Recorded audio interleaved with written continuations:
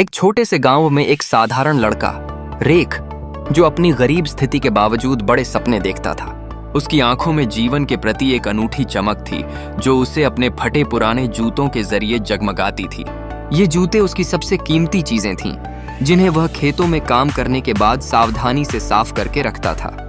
फिर भी उसके दिल में एक जिज्ञासा थी, क्या वह कभी बड़ा धावक बन पाएगा?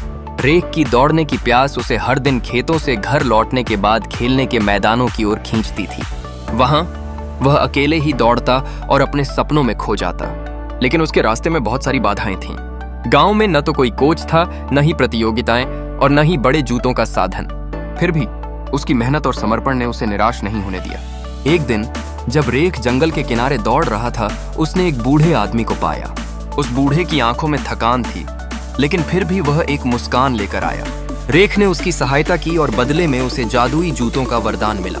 ये जूते उसे एक नई गति देने के लिए थे, लेकिन एक चेतावनी के साथ। रेख ने उन जूतों को अपनाया और दौड़ने लगा। उसकी तेजी ने सबको हैरान कर दिया। गांव में आयोजित दौड़ प्रतियोगिता में उसने अपने आप को साबित किया और जीत हासिल की। इस सफलता के साथ रेख ने कभी अपने जादुई जूतों को किसी के सामने नहीं लाया। उसने इस सफलता का श्रेय मेहनत और विश्वास को दिया और उनकी जादुई शक्ति को अपनी प्रेरणा माना। जब वह बड़ा हुआ तो उसने उन जूतों को मंदिर में चढ़ा दिया, ताकि कोई और नेक इंसान भी अपनी किस्मत को चमका सके। रेख आज भारत के एक प्रसिद्ध धावक बन गए हैं। उनका सफर उस छोटे से गांव से शुरू हुआ, जहां एक बूढ़े को मदद करने के बाद उन्होंने अपनी आंखों में सपने देखे। यह कहानी हमें याद दिलाती है कि कभी-कभी जादू भी मेहनत और अच्छे इरादों में छुपा होता है।